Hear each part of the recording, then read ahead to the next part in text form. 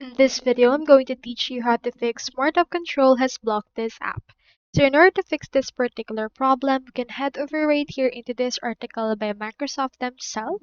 And from this case, we can head over and see right here a query by the same person that's having the same problem as us. As you can see, the Smart App Control has blocked their app, and in there, they want it to be unblocked. So for this particular case, you can head over and then go to this particular part. You can see right here that this assist, as you can see, Smart App Control is designed to block apps that are considered unsafe or untrusted.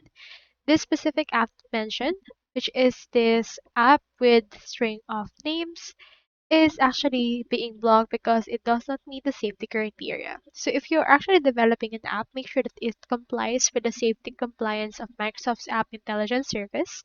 If it's from other person, ask them to make it much more possible to install.